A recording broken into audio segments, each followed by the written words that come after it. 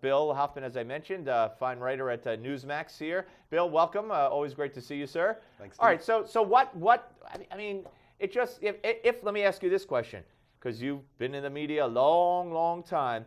If this were a Republican, especially, the Speaker of the House, something tantamount to what Harry Reid's position is in the Senate, would they be calling for his resignation? Would they be calling for Justice Department investigation? What would be happening? Well, at the very least, they'd be calling for an investigation. I mean, I think that maybe the first 16,000, I think you said, that's one thing. But now with the addition of more money, which went for these quote unquote holiday expenses, I think you have to look into it. I mean, it's something that if any politician from the lowest councilman up to the president, if they do it, they have to be responsible for it. You can't just give money away from campaign funds. All right. Whoa. Bill's chair just went down, ladies and gentlemen. The incredible shrinking Bill Hoffman, There we go. ladies and gentlemen. And he fixed it. I could never have done that. I promise you, I could never have done that. All right. Let me move on. It turns out today that a bunch of Democrats in the Senate are getting nervous, and with good reason. Despite the fact that Harry Reid and Nancy Pelosi and Debbie Wasserman Schultz have said time after time after time that they are going to run on Obamacare. Apparently, that is not the case for these six. They say they want to mend it, and they're going to be looking for reforms to be passed by Congress. Do you think? Again, we go back to Harry Reid, who's been a staunch defender of this. Do you think he'll get the green light from Obama to do that? I think it's iffy right now. I don't think that Obamacare is the issue they're going to run on. I think Obamacare is basically. You don't think the Democrats will run on Obamacare? No, not at all, Yeah. not at all. And the Democrats, I think, are, despite what they say, and I'm a Democrat, I think that more and more over the next year and a half, 2 years, you're going to hear less about Obamacare and more about anything else they can possibly talk about, because it is. Well, income inequality, war on women, the typical, populist. Well, anything, just because anything to do with Obamacare right now seems to be something which means less votes for Democrats. Right. Okay. Well, they can't escape it in 2012. I would have in 2014 because it's coming up. It's coming up very fast. And there's a lot of senators who are going to be in trouble in that. You think they'll lose the Senate because of this? Well, at first I didn't. At first I thought it was a lot of rhetoric and a lot of wishful thinking. But the more I'm looking at it and the more I read about it, the more I think it's very, very possible. At the very, very least, I think it'll be a squeaker. But I do think it's a good chance. Yeah, there is a good chance. All right, now back to Democrats again. And now that you're a self-admitted Democrat, I didn't know that, and I've been treating you so we get along so well. Lifelong New Yorker, Unbelievable. Yeah. I know. It's hard. You couldn't help it. You couldn't help You might yourself. change me. I don't know. All right. Well, let's talk about the House Oversight Committee. All Democrats, every single Democrat on that committee today voted to end the investigation, or urged Darrell Issa to end the investigation into Benghazi. Mm-hmm. Is this? Do you see this as an effort to? They knew it would be a failed effort, but are they solidifying their base and rallying around, if you will, at this point in a pre-strike mode or something, a Hillary campaign? I think so. I think there is a campaign to sort of like bring this whole level down, bring the entire roar down.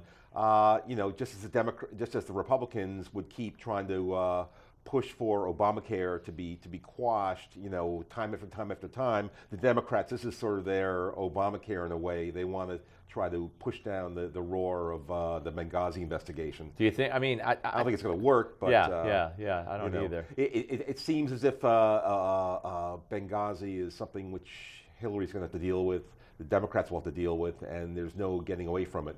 And I think the Democrats will probably try to push this stuff through, and it's not going to work. And Russia. Hillary's going to have, Russia. She handed the reset button, the prop, to the foreign minister of Russia and said, we want to reset our relationship, and everybody laughed. And who was it? I think it was Doug Feith, or Paul Wolfowitz, I shouldn't say because I'm not one of them, I said, what do you think when you hear that? And they said, right away, I hear the Hillary cackle because she was giving that laugh, like, you're going to run for president? Yeah. And so anyway, bottom line is, that's going to be run in ad after ad.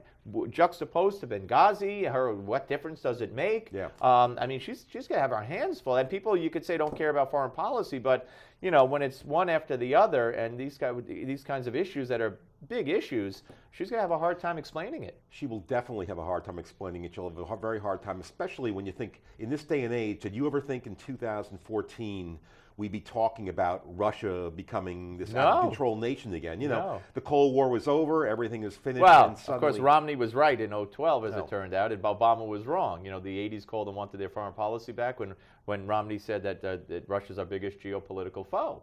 I did not think personally, I never thought about it, but that Putin would act militarily. I knew they were, always supporting the wrong people and always against us in the United Nations. But for Obama to make fun of Romney at that point, stand by the fun he made of Romney now, and yesterday, standing there and saying that Russia is just they're not a global power, they're a regional power, they don't have global influence. Is he kidding? I mean, the reviews for that statement from everybody from Ralph Peters on down the line, they've never heard such naivete.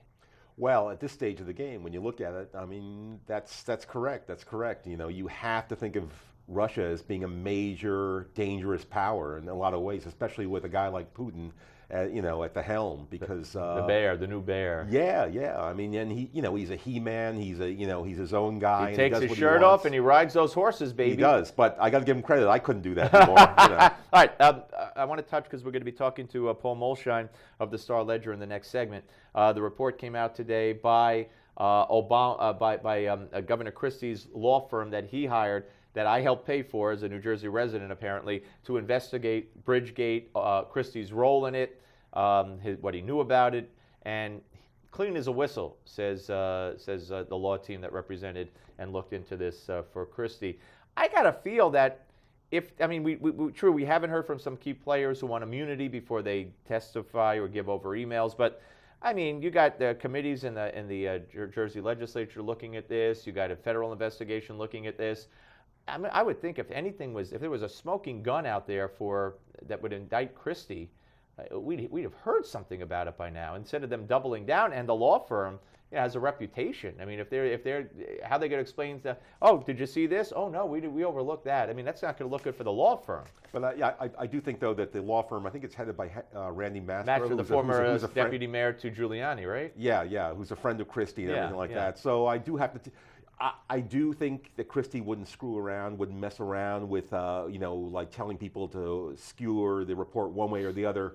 But I still think you have to take it with a slight grain of salt, and as a taxpayer, you should also take it with a grain of salt, maybe, maybe a little bit more looking into it, See, I was going to make a grain of salt weight joke about Christie, but he lost 100 pounds, 100 pounds dropped, So now there goes the weight joke. Now, I never made weight jokes about Chris Christie. No. I liked him. I liked him as a person. I liked him as a politician. And then he stiffed me as a conservative New Jersey voter. And now I'm paying for the tuition of illegals, because New Jersey found the money. My taxes keep going up, and Christie finds the money. It's an amazing correlation there. Anyway, Bill Hoffman, ladies and gentlemen, we thank you. We'll see you a little bit later down the road from Newsmax, of course. And we're coming back with Paul Molshine of the Star Ledger, and we'll investigate what the investigation found on the Steve Malzberg Show, Newsmax Television.